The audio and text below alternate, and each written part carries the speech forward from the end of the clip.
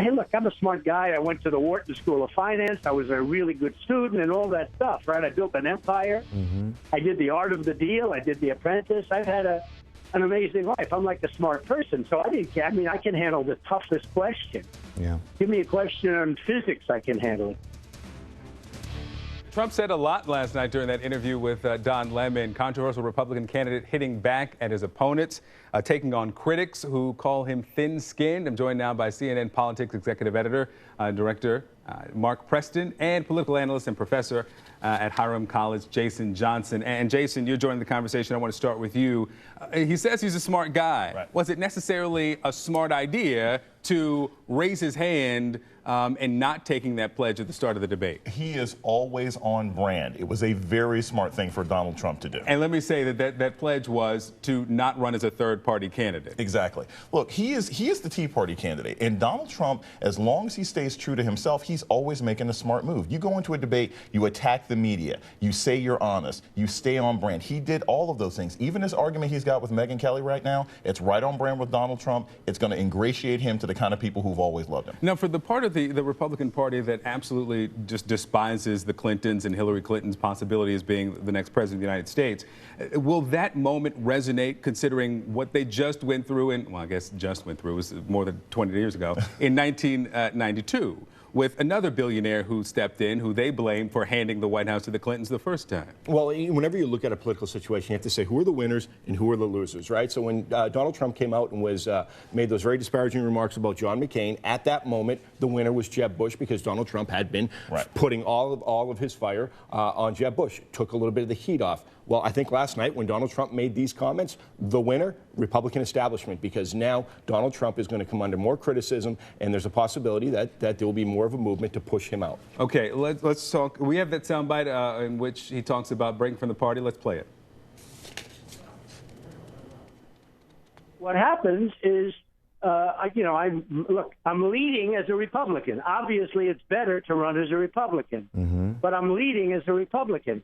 That's what my choice is, and if I'm treated fairly and with respect, and even if I don't get it, I would, most likely go ahead and not do that. Yeah. But if, on the other hand, I'm not, I very well might. Now, at some point, I may switch over and make everybody happy, and I'd be happy also. Yeah. I will say, with that being said, I'm being treated very nicely by the RNC. And Reince and everybody. They're treating me very nicely, and that's basically what I want. I want a level playing field. Yeah. And if I get a level playing field, fairness, then it's highly unlikely that I do the other, which would be, you would call a third party. So he says he's being treated nicely by the RNC and by Reince Priebus.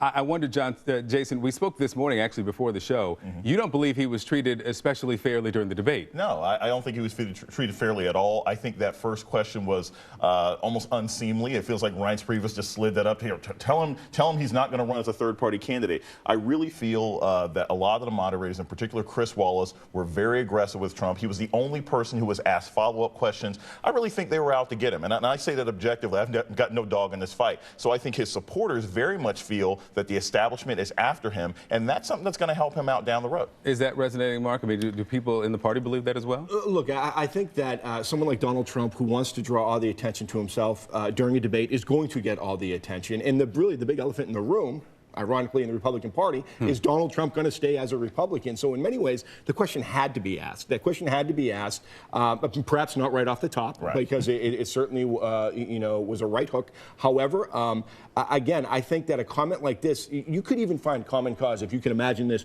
between Democrats and Republicans on this comment that he made about Megyn Kelly, certainly women's groups. Yeah, one other thing he said last night, he talked about the phone call reported by the Washington Post between Bill Clinton and Donald Trump before his launch. Let's listen to what he had to say about that.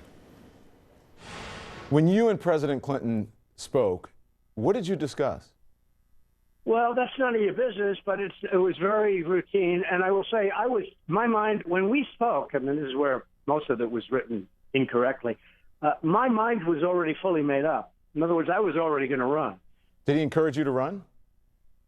No, not at all. In fact, I think he was upset. I think we didn't really discuss it, but I think look, I am Hillary's worst nightmare. She knows it. He knows it, and I think the smart people in politics know it. Yeah, Ms. Fiorina brought that up in the earlier debate, kind of said, well, I didn't get a call from the Clintons before I launched. Is this getting some traction in the party? What is going on? What's this connection between Trump and the Clintons? It was certainly brought up during the debate. Well, there's certainly a question, is Donald Trump a chameleon, certainly on his political affiliation and also his positions. Now, he's come out and he has said, listen, I've changed my views on pro-life, for instance. You know, he was pro-choice at one point. He is now pro-life. But there is a question about whether he is a chameleon, and he tends to, it works well for him to be a Republican now, so he's a Republican. He was once a Democrat. It worked well for him at that point. Okay. All right. Jason Johnson, Mark Preston, thanks for staying with us.